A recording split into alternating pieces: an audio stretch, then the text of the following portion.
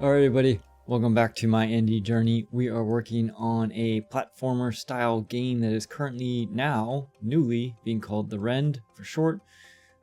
We may have even changed it from last time. Names are going to change as we go, and we have a ton of updates. So we're going to talk about updates, we're going to talk about budget, we're going to talk a little bit about playtesting and hang out.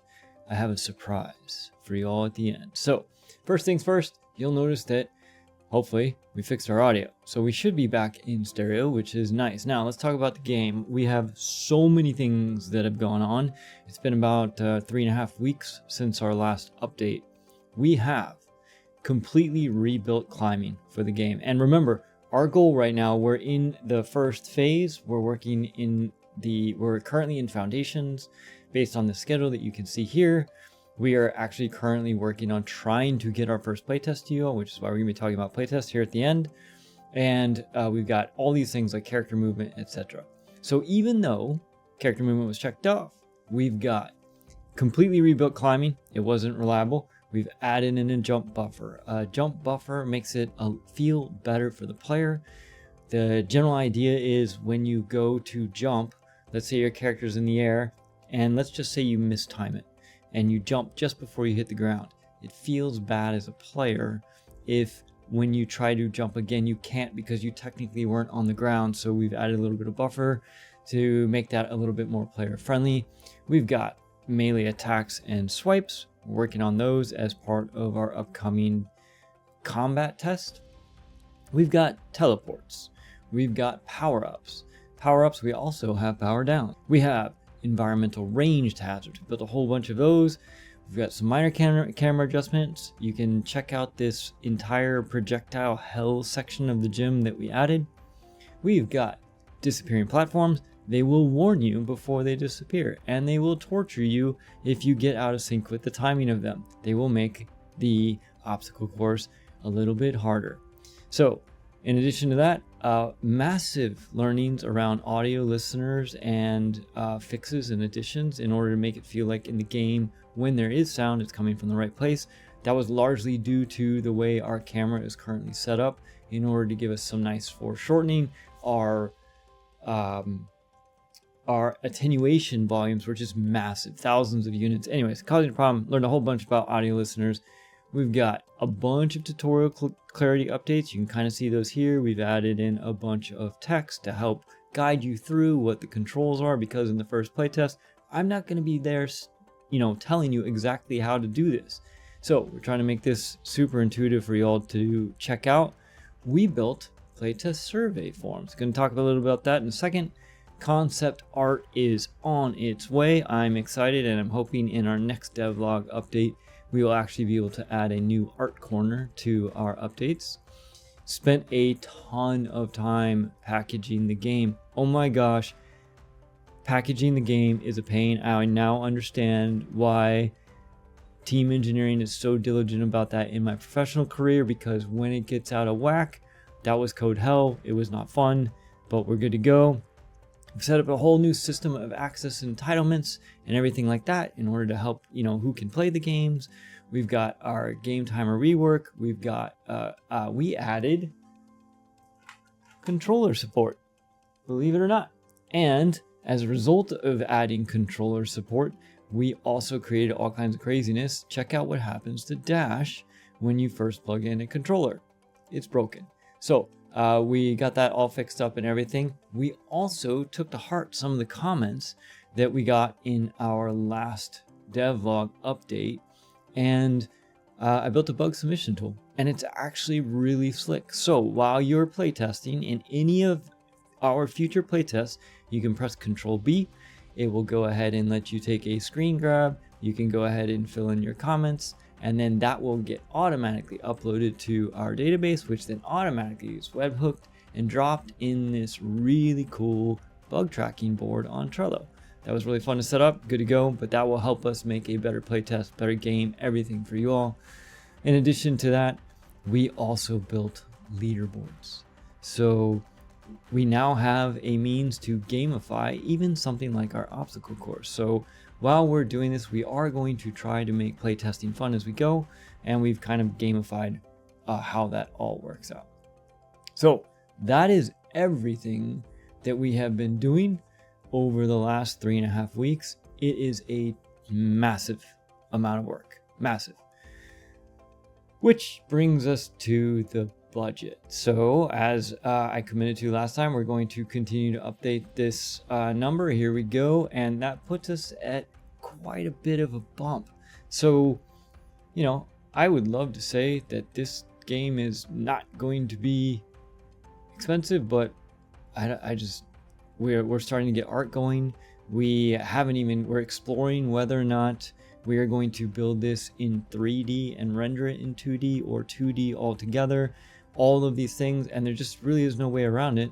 So by hiring artists and people to help and things like that, like this number is just going to go up, and this is not the number go up that we want, but you know, it is what it is. We're making this game. That's what's happening. So that's the update on the budget.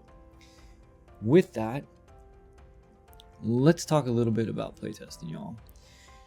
So the whole point of what we're working towards is to be able to playtest the obstacle course. But the obstacle course is not about the race. The obstacle course is about playtesting one specific asset of our game, or like part of our game. In this particular case, that piece is movement, with one goal, one question. What we want to know is movement good enough that we can move on to combat? Or is movement so bad that we can't even see the combat? Now, I went a step further. I built an obstacle course, made it a race, so it'll be fun for you all. But with that in mind, there's a couple things that are worth noting about playtest. So generally speaking, when you playtest, and this is a lot of you who work in game and dev and stuff, maybe you know all this already, but everybody who's new, when you playtest games, I have often heard, and there is this perception that people who playtest games, they just sit around and playtest games. However, that is not how it goes at all. Playtesting and QA, quality assurance, is a shout out to QA, shout out to Insights. It is a crazy, when done well and done right, it is an amazingly powerful tool. So normally what we would do before we even plan to playtest is there would be a bunch of insights, and we would figure out what our target audience is and how big the player base is, and you know what kind of monetization strategy are we going to use, all these crazy things. And that's kind of how we figure out who our avatars are, or the people and the players are going to be for our game. That's a lot of what like an insights team would do to help you learn that, help you figure that out. And then that combined with QA, quality assurance, pretty straightforward. However, good QA is not just playing the game and finding bugs. It's so much more than that. I've been fortunate enough to work with some amazing QA teams and amazing insight teams. As a result of it, I know that what we are about to do here right now is nuts. We are about to go ahead and drop a playtest out on the internet and say, hey, go for it.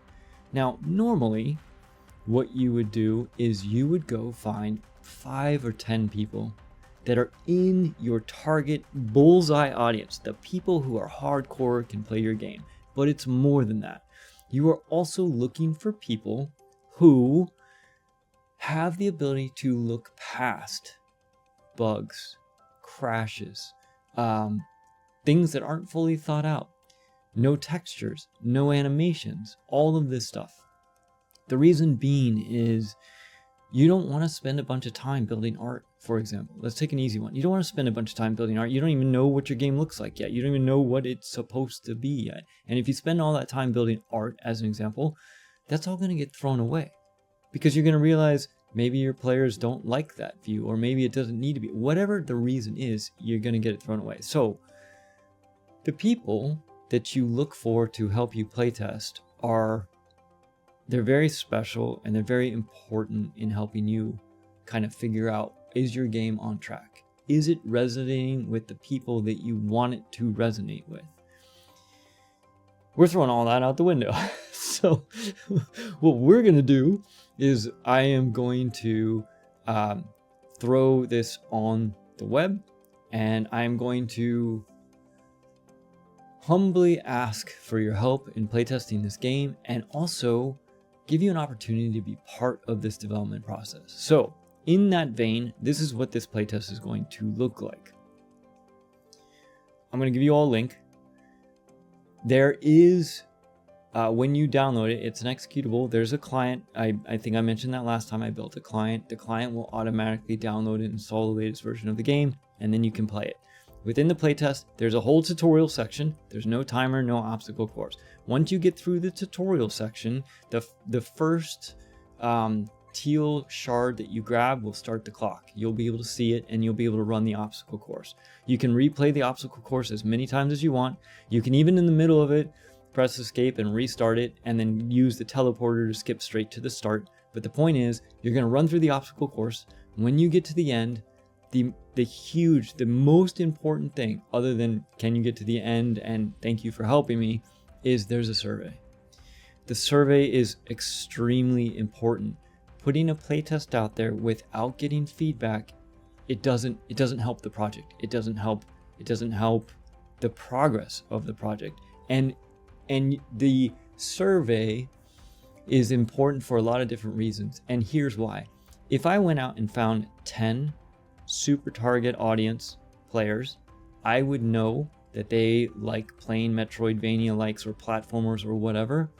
And if I set up a very custom canned playtest on a specific computer, I would know all 10 people are using keyboard and mouse, for example. Let's just take this as an example. One of the questions on the survey is, did you use a keyboard and mouse or did you use a controller?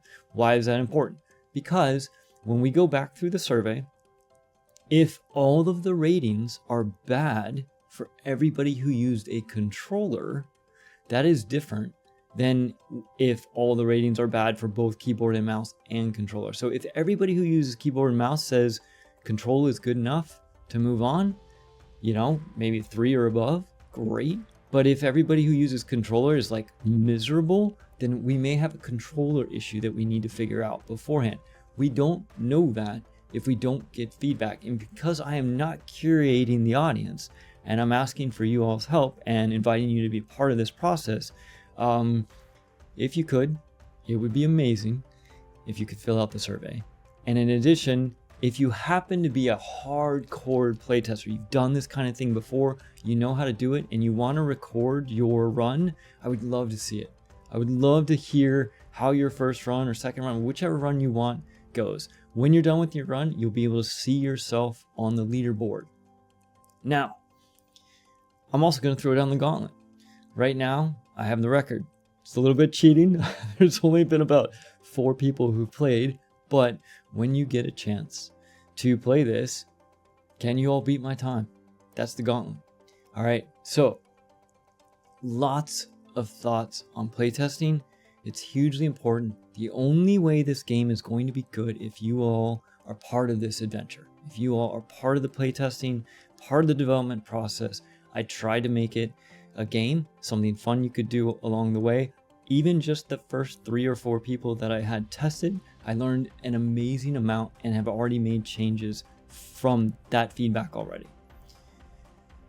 So that's my spiel on playtesting, something to think about and consider, hugely important. Now for the surprise. We are ready. I have a build. You can play this game. So if you would like to accept my challenge and you want to try to beat my time on the obstacle course, it is currently posted on the leaderboard, which you can get to when you download the game.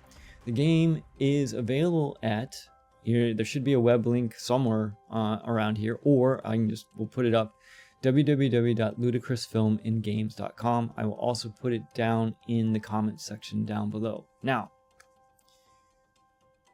I'm going to thank you in advance. If you are willing to give this a shot, help out the project, be part of this entire dev journey, I am eternally grateful for that.